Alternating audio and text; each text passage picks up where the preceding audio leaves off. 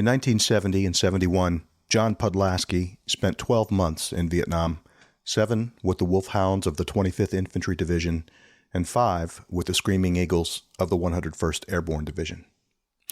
John never dreamed that he'd become a writer, but his first novel, Cherries, led to 5 more books and a hugely popular website, cherrieswriter.com, that is a community chest of first-person stories, information, and imagery from the Vietnam War. Stick around.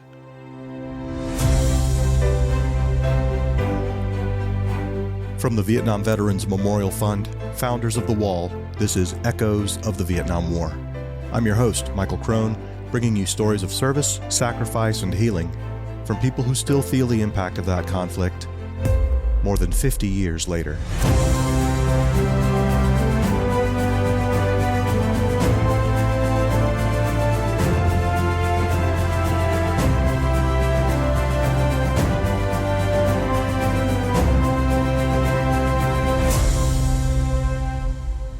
Episode 73, Cherries Writer, right after this. Hello, I'm Gary Sinise. Nearly 3 million Americans served in Vietnam, and more than 58,000 have their names inscribed on the wall. Those that pay the ultimate price in service to America. Some might ask why the Vietnam War still matters. It matters because more than 58,000 lives were cut short and their families forever changed.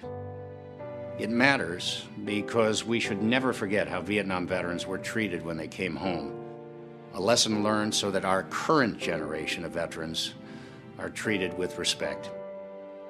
The Vietnam Veterans Memorial Fund, the organization that built the wall, works to ensure that future generations will understand the war's impact. I'm asking you to help keep the promise the wall was built on. Never forget. Visit vvmf.org to find out how you can get involved. John Podlasky joined me via Zoom from his home in Sterling Heights, Michigan. I asked him about the origins of his website, which covers a lot of ground and has drawn more than 5.5 million hits. When I wrote my first book, Cherries, a Vietnam War novel, I purposely put this website together to announce the book and get the awareness out there, offering free looks into the book. It got to the point where I wanted to have others learn more about the Vietnam War, and I started writing other articles related to pretty much due to infantry, because I was an infantry soldier. Mm-hmm. And I wrote about the missions that we would go on, the humps through the jungle, the hardships that we had suffered. And then it got expanded to the point where talked a little bit about tanks and some of the other supporting groups, the helicopters, and got that information out there. All in all, it turned out to be an informational website. After 10 years, I'm up to 650 some articles. I've got videos, I've got music, all the Vietnam books that I've read. I've listed in a section there with my personal book reviews, mm-hmm. so that readers can go ahead and maybe check out some of the Vietnam War stories that I've read, mm-hmm. And purposely just every week trying to post a new post to keep the Vietnam legacy alive, pretty much. So you said it started out as a promotional website for your first novel. That is correct. What inspired you to write a novel? Had you done anything like that before? Oh, no. In fact, it took 30 years to go ahead and make that book. When I was in Vietnam, I maintained a diary that I carried in my pocket of my shirt. And every night I would just list a sentence or two to sort of summarize what happened that particular day. Well, we were over by my mother's for a Sunday dinner, and she brought out a shoebox with all of the letters that I had written home.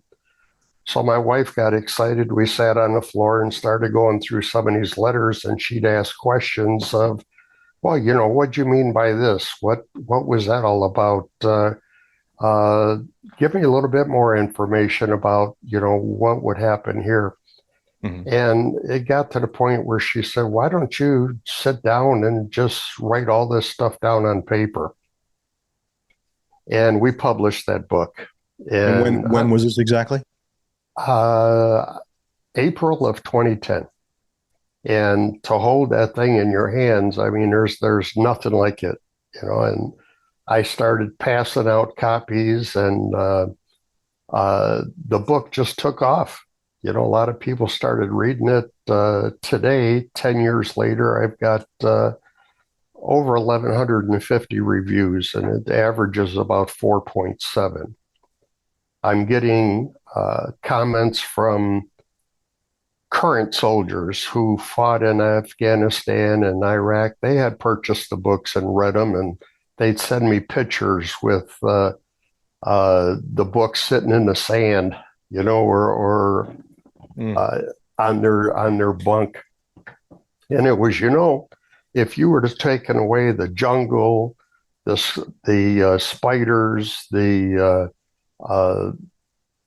hot, wet, muggy temperature, and substituted sand, camels, and scorpions, you'd be writing my story. Mm-hmm. And it got to the point where some of the positive feedback that I had received from spouses was that, the husbands who had been able to read the book, some have said they can't get into it. It's just too much for them. And they then would be able to ask the husband questions that they could affirm or deny. They didn't want to talk about their service. They don't want to.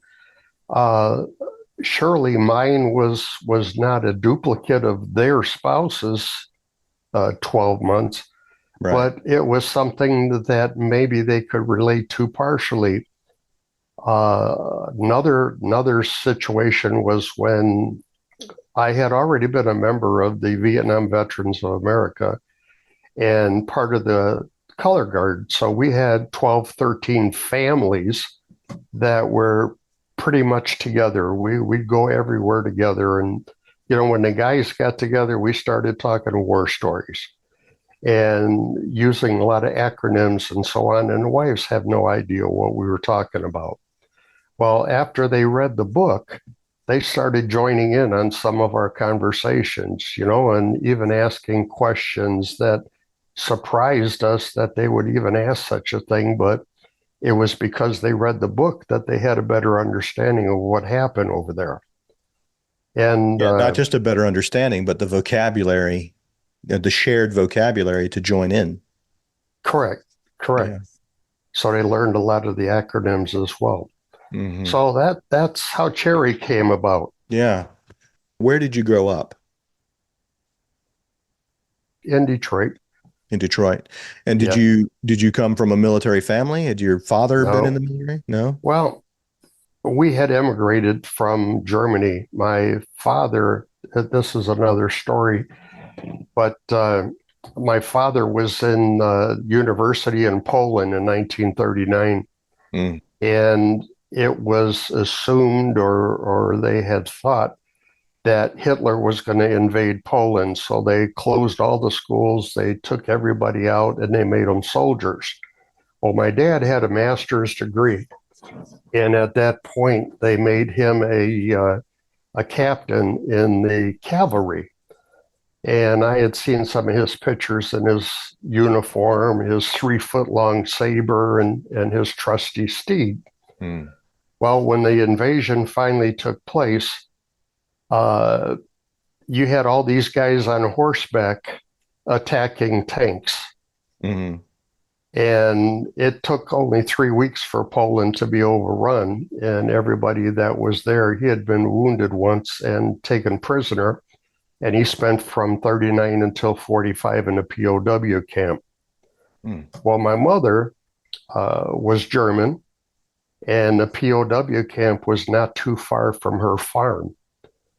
And she had met my dad through the wire, and she'd sneak him apples and food and some of this stuff through the wire. Well, she was able to get away with it somehow. And after they were liberated in 45, my dad got out and, he and my mom got together and eventually they got married. And I was a year old. We came over to United States. Did you volunteer? Were you drafted? I volunteered for the draft. You volunteered for the draft? Mm-hmm. Yeah. What year was this?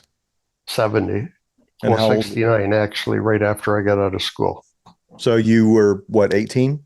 18. February 27th, 70 is the day I went into service, but it was also my dad's birthday. And he ended up having to drive me to Fort Wayne, which is this historic fort in Detroit, which was the induction center for everybody in the state of Michigan.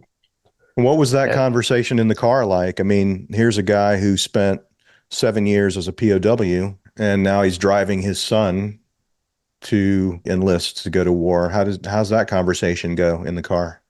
oh, it was pure silence all the way there. Those conversations took place, in the weeks coming up to my leaving. Hmm. My mother had lost her first husband and a couple brothers in the war, and my dad had also lost family in the war. And it just scared the bejesus out of them that I was going. He didn't say too much, but when he let me out of the car and everybody else was heading toward the induction center, he came over, gave me a hug, talked to me in Polish that, I'm his firstborn. I was his only son. Don't do anything stupid. Listen to those who had been there, who are there. Uh, don't try to be a hero and don't have an attitude that you already know certain things. So that was pretty much his going away speech before he got back into the car. And I could see him wiping his eyes, as he drove away, which was really a heart stopping experience for me to see him do that. Hmm. So you're off to basic training. Yeah. So from there, I went to Fort Knox, Kentucky for 8 weeks of basic training. And then without a leave, we went straight to Fort Polk, Louisiana, Mm-hmm. and spent time down there in Tiger Land, preparing for Vietnam. Everybody that was there pretty much knew that's where they were heading. Mm-hmm. So that took me through until July. First week in July, then I went home for 30-day leave before I went over to Vietnam. When we had 3 stops. We went through from Oakland to Hawaii to Guam to the Philippines and then landed in Tonsanut. And what uh, month? What month of 70 was this? August. August. So the first week in August. Mm. And went through, got assigned to the 25th Infantry Division, the 1st to the 27th Wolfhounds. Spent a week at their in-country training.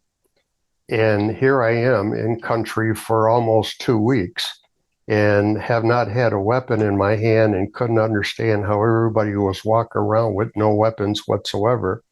The only ones I saw with weapons were the guards on bunker duty and the MPs. It was about a week and a half after that I got sent to a fire base called Keene, and that was where I waited for the company. It's the next resupply, and I went out with them and got assigned as an M60 machine gunner because I was a big guy. They gave me the M60 machine gun, Mm-hmm. and How big, John? I was 185 at the time, 6 foot. Okay. Yeah. So I got assigned the M60, and I got assigned to a squad that I was surprised to see once I had landed a platoon sergeant that I had down in Louisiana, and one of the guys from my AIT outfit were already in my outfit, Hmm. and they had been there like 3 or 4 days before I had gotten to the field. So So they had talk me through your experience with the Wolfhounds prior to your joining the Screaming Eagles. While I was there with them, we went through different areas: Michelin Rubber Plantation, the Boiloy Woods.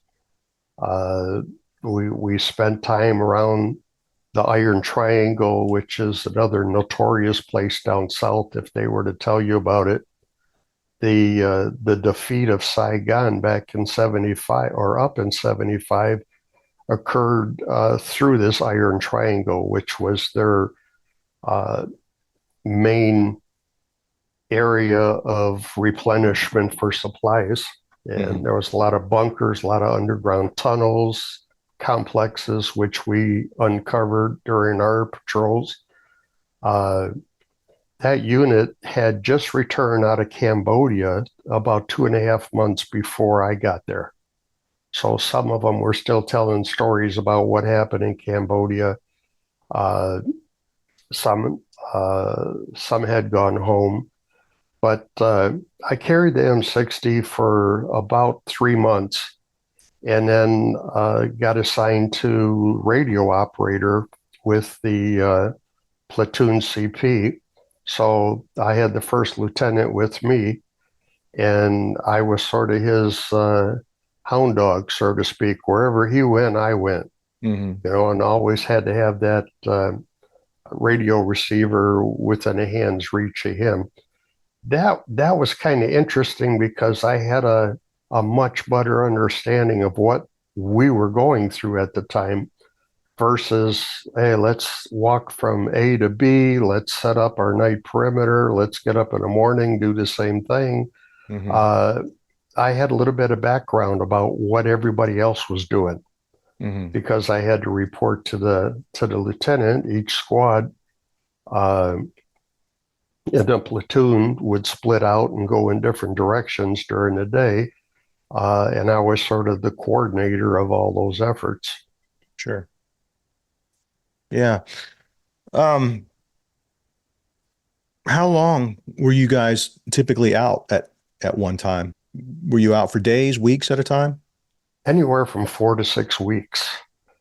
During that time, if we were lucky, we would have the cooks come and bring us out uh, a hot meal for dinner one particular, maybe twice during that 6 week period. Then we would come back to the fire base, stay there for 3 nights, uh, kind of like an R&R. Uh, we got to, they had beer and they had floor shows and they had different things for us. And after 3 days, we'd get reacclimated and head back out for another 6 weeks. Then they might bring us back to Kochi, which was our base camp. Hmm.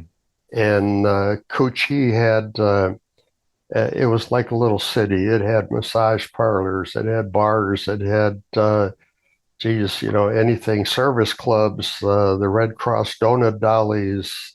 Hmm. Uh, it was, you had 3 days to uh, rest and recuperate because when you went out in the field, if you were lucky to have 2 to 3 hours of sleep at night, because halfway through your night you were waking up for your 2 hour watch, Mm. and depending on what time that watch was, you then go back to sleep and you may or may not be able to fall asleep.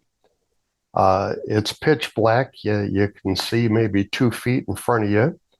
Uh, you don't know what you were laying on to begin with. You just threw your poncho on the ground, and that was your bed for the night. If you were lucky to get there while it was daylight, you could clear out some of the roots and maybe rough up some of the dirt to soften it somewhat. But most of the time, we'd be setting up and it was already dusk. and it was hard to see what was there.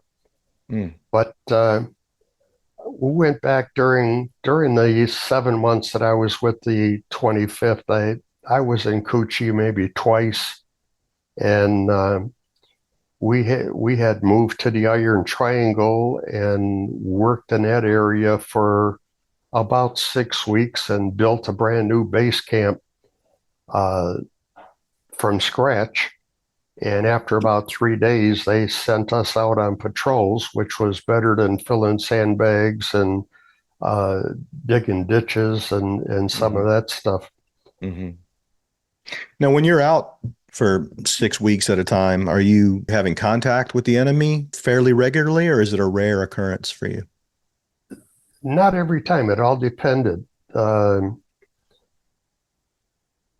if we found a base camp, or if we walked into a base camp, 90% of the time it was uninhabited, and the enemy may have known that we were there or seen that we were on our way, and they just vacated. Bumper tunnel complexes. If we ran into them, Hmm. we'd spend a day or two in that particular area, and then bring in the engineers to blow it up. Uh, we had our own tunnel rats who would go in there and go through that. I didn't know them personally, but I do know that there were some unfortunate ones that would have to go in there and do that job. What about civilians? A lot of contact with civilians? The Iron Triangle was called a free fire zone. Mm. In that particular area, it took the military years, but they relocated all the civilians out of that area, the farmers, and they Mm. moved them to another area and rebuilt the villages for them. So if you saw any living person in that area, they were considered enemy Mm. and able for you to go ahead and open up on them. When we were in the Michelin rubber plantations in that area, all the civilians that we would see would come in from the nearby villages and work on the trees. Uh, the rubber plantation companies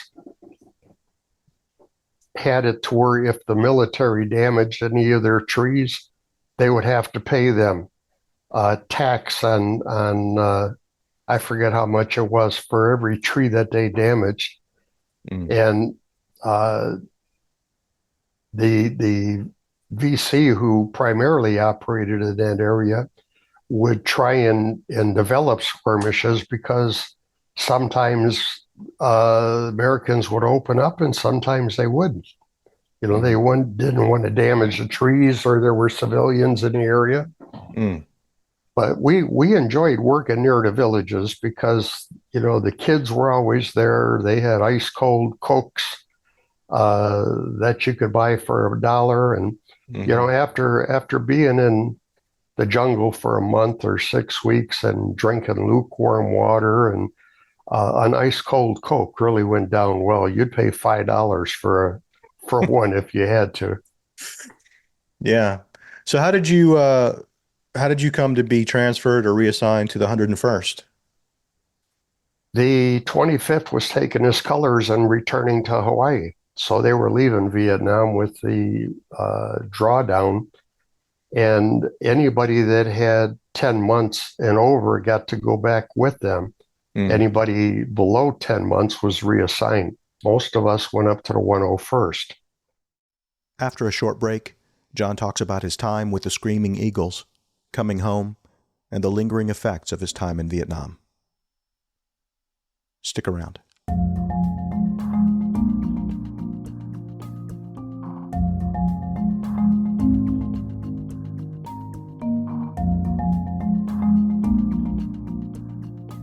The Registry is an online community created by VVMF that connects veterans of the Vietnam War era with each other. By signing up for the Registry, you can upload and share stories and images, connect with others who served during the Vietnam era, and connect your service with people you knew whose names are now on the wall.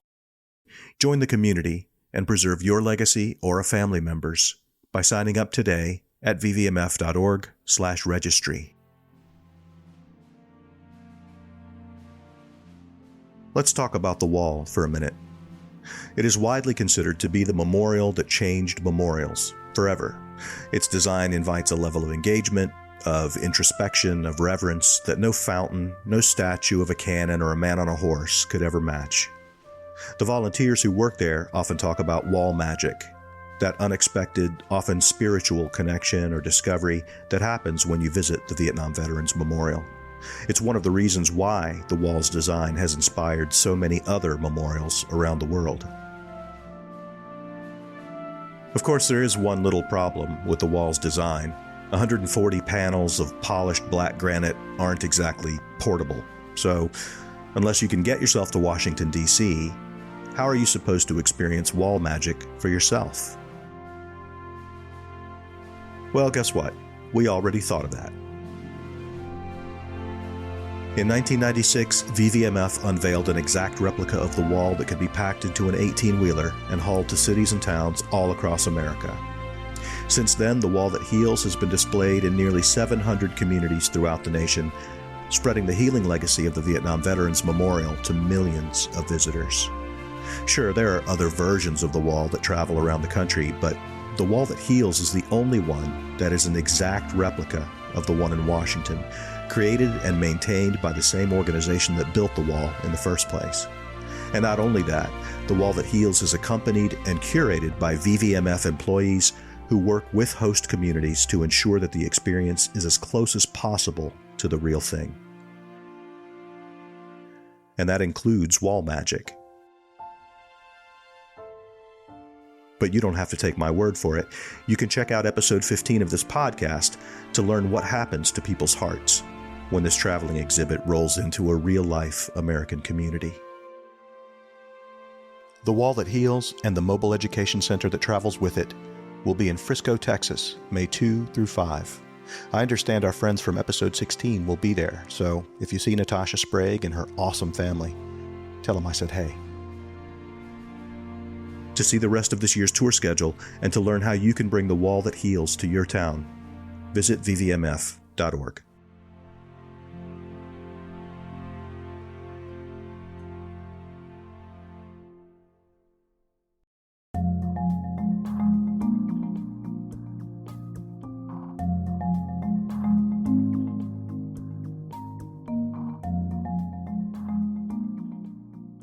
Back to my conversation with John Podlasky. So how many months altogether did you spend with the 101st? 5. And what was that? From what was that like? March until August, and it was a way different experience. We had triple canopy jungle. We had going through the rubber plantations. Rubber plantations were pretty much wide open. You'd have trees about every 20 feet, and they were spaced perfectly so that if you look this way or that way, you had a straight line. But there were no shrubs, and it was all flat land. There was no marshes, no rice paddies through there.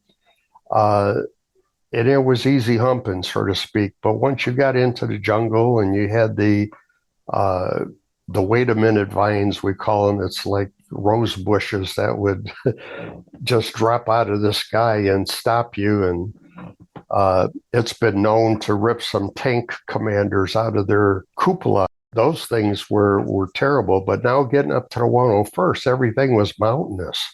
And, here I thought I was used to patrolling, because I'd carried the 60, I carried the radio. Going into the 101st, I didn't want to be in the infantry because we had heard horror stories down south. Every resupply, we would get a newspaper called the Stars and Stripes, and Stars and Stripes is still active today, but that gave us an opportunity to read about what was going on in the country and what was happening back home.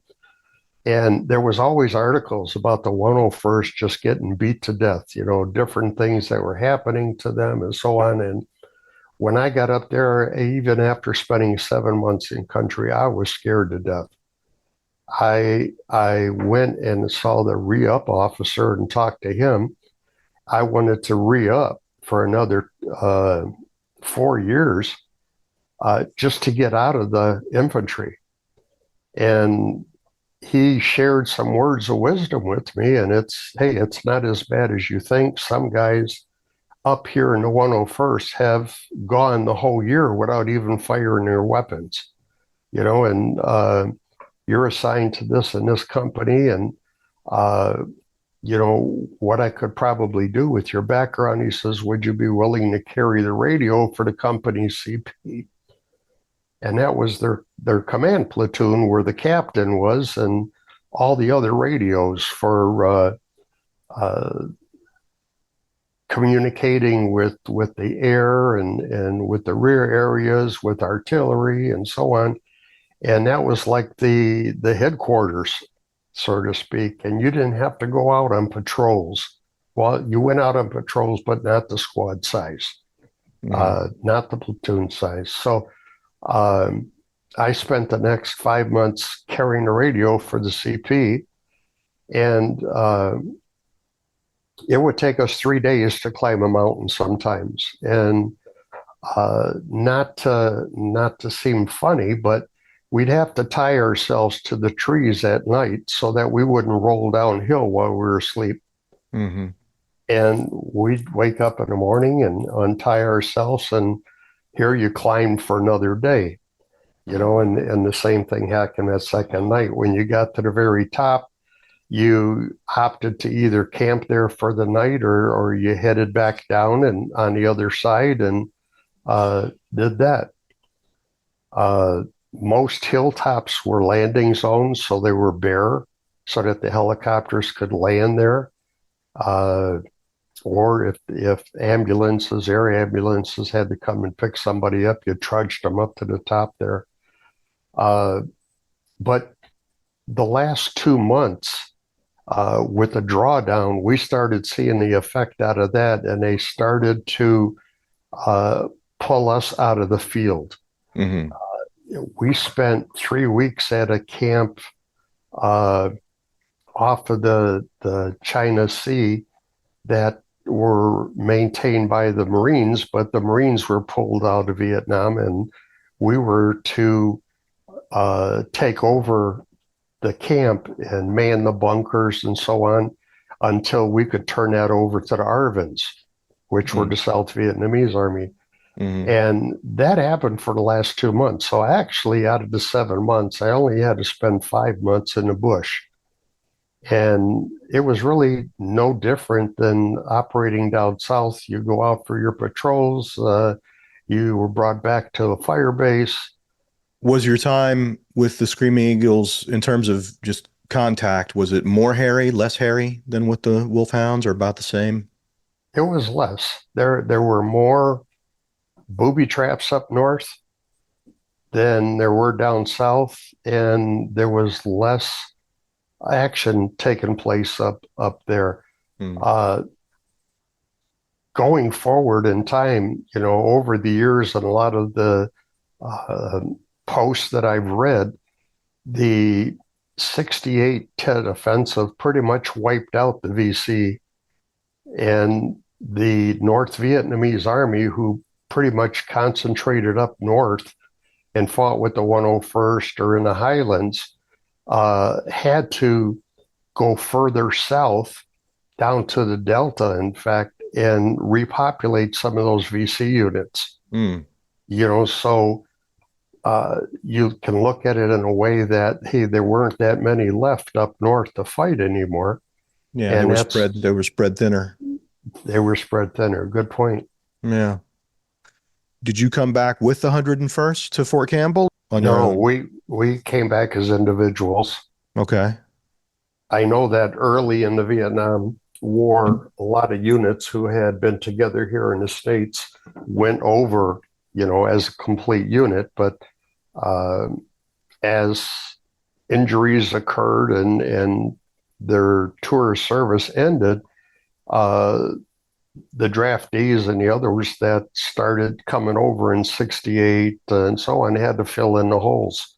Yeah. So we came over as individuals. We went home as individuals. Okay. So when exactly? So this was August of 71? August 3rd, that's when I got on a plane to head back home. Gotcha. Okay. Okay. And what was it like when that plane landed for you? We landed in the middle of the night, uh, Fort Lewis, Washington. And if I remember correctly, it was like 3 in the morning or so. Mm. Uh, there were signs. We were out in the middle of nowhere. They stopped in the middle of the tarmac. We had about a quarter of a mile walk to get to the warehouse there. We were still in our fatigues, whatever shape they were in, and there were signs posted on the fence. Thank you for your service, welcome home, and so on. And we went into a warehouse where we were all refitted for our dress uniforms.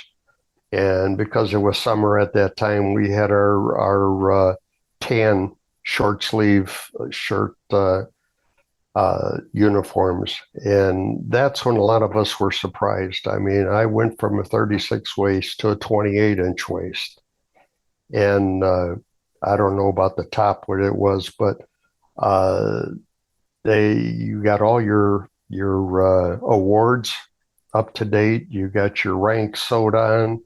Um, Once that was done, you went through a physical, and nobody wanted to spend more time there. So if you had any complaints, you didn't bring them up. You just wanted to get through it as quick as possible.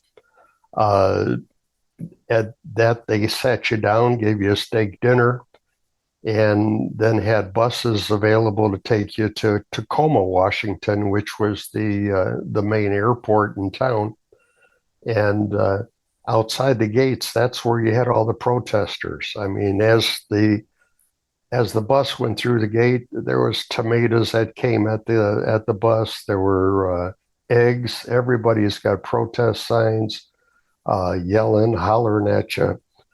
When we got to the airport, back then you didn't have a TSA, and you could walk all the way up to the gates. And the corridors with all the gates, a lot of protesters hung out inside, and they would give you a hard time and pick on the soldiers that were normally one or two, by themselves. But when you got a group of 6 or 10, together, they really didn't say too much because they may have started some kind of a fight. But yeah, some of us got spit on, especially closer to the gate. Uh, but we were still, a lot of us were kind of still in awe. Here we went through what we went through the last few days before coming home, and here you were back home again, uh, place that you've been dreaming about for 12 months. And you see it's not the same place you left, and people hate you, and uh, you're kind of like in a daze. You didn't want to get involved because you wanted to get home. You wanted to get back to your family and do those things. So there was a lot of confrontation that was just avoided, just so that you can get to your plane and get home. Yeah. Once I got on a plane, we flew nonstop to Chicago. There was about 15 soldiers that got off at Chicago, and there was 6 of us that were left that were getting off at Detroit, which was the last stop. And when we got the 6 of us were left on a plane, we got fed beer, and I mean, I wasn't 21 yet, but a lot of the passengers would buy us beers and uh, sandwiches and whatever we wanted. They were on our side. Well, when we got through the gate, my family was standing there with a sign, "Welcome home, Johnny," and glad you're here. And I introduced the 6 guys who I didn't know at the beginning of the flight, but once we landed, we were best buds. Mm. like we had known each other all our lives. So I introduced them to my family, and then we split and went our way. But no protesters in Detroit, Mm. and went home. The thing that got me was that a lot of the friends that I had or people I graduated high school with, uh, I graduated from a Catholic high school, and there was only 60 kids in the whole graduating class. Uh, and by that time, some of them that were my friends before I went snubbed me now. They don't want anything to do with me anymore. Others who I kept in contact with while I was there writing letters, they were my biggest supporters. Hey, let's do this, let's go here. And they were my vehicle or driver for whatever, uh, wherever we'd go for the next 30 days. But here I was with my short hair. Everybody else had shoulder length hair, the guys anyway. Mm-hmm. Uh, None of my clothes at home fit me anymore, Mm-hmm. so I had to go out and buy a wardrobe just for the 30 days. Mm-hmm. Uh, and then I met guys in the neighborhood who had been to Vietnam. And we would, uh, the neighborhoods back then in Detroit were everybody knew everybody else. And these were new people that had moved in. I didn't know them before I left, but they were there when I had come back home, and we would sit on their porch till 3 in the morning just bullshitting. And 30 days later, I ended up going back to Fort Hood, Texas, to spend my last 6 months in the service. So you came home, you had 30 days of leave, and then 6 months at Fort Hood, and that was the end of your Army career? Correct. But I got a 2 month early out. Okay. So I got out actually before Christmas of 71. And what did you do after you got out? Tell me a little bit about the life that you built prior to becoming a novelist. Well, before I left for Vietnam, the company I worked for was a major part supplier to automotive. And Detroit back then was heavy automotive. The big three were there, and uh, everybody pretty much worked for a supplier or for the big three themselves. Well, there was a law at that point where if someone had to go into the service, you had to maintain that position for them upon their return. So I went back to the same company expecting to go back into my same position and had to be re-interviewed for that same position. Instead of sending me back to that position, they promoted me to a supervisor position. Mm-hmm. And I spent the first week or two going through some classes at the community college before I was given my own department. And that went on for the rest of my career. I spent my career in working for automotive suppliers, in management positions, uh, getting up to a plant manager's position for the last 20 years of my career, where I was an expert with startups, shutdowns, and turnarounds with companies that had financial problems. And Mm-hmm. Mm-hmm. I retired in 2013.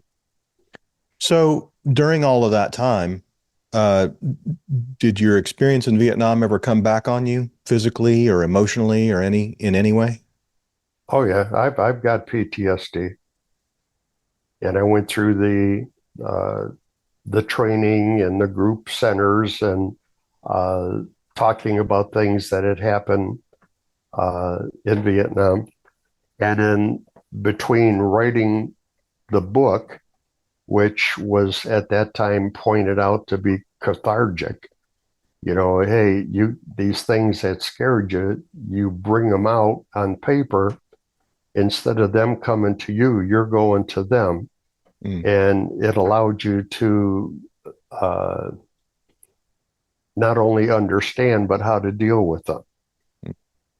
So yeah, over the years, I've had those things come back at me. Certainly you were exposed to Agent Orange.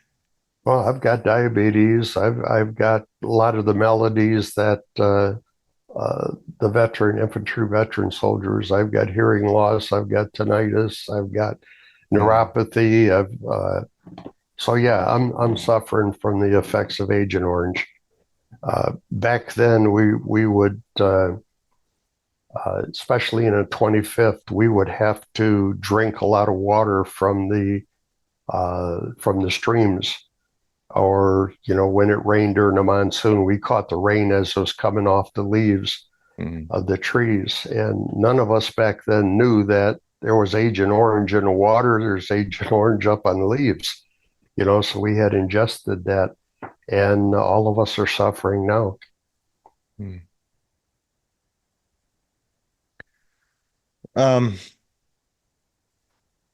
Have you ever been to the wall? Twice. When you go there, are there any specific names that you look for? I do, but they're not there. One of the things that's difficult is that we all knew each other with nicknames. I was nicknamed Polak. Everybody called me Polak. Everybody else had a name, and if somebody got injured and medevac, you didn't know whether they died, whether whatever. But I do know that some guys got medevac, and I didn't know their names. I knew their nickname. So I'd go to the portion of the wall that, would hold that particular date and look through those names and not see one that I recall. So yeah, I can say that realistically, there's nobody that I knew that actually died over there. You got married at some point. Yeah. And what is your wife's name? Jan. And then you celebrated your 50th last year. Yeah, we did. And I've written 6 books, or published 6 books now. She's been my number one backer.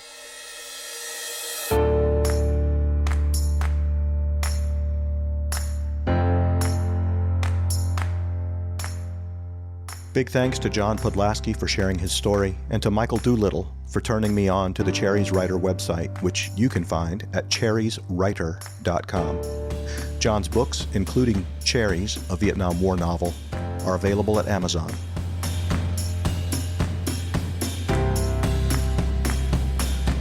And just a gentle reminder, VVMF is a nonprofit organization with no government funding.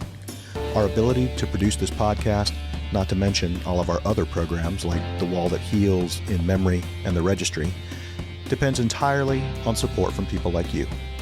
If you'd like to help, visit vvmf.org/echoes, and on the left side of the page, click on Support Echoes.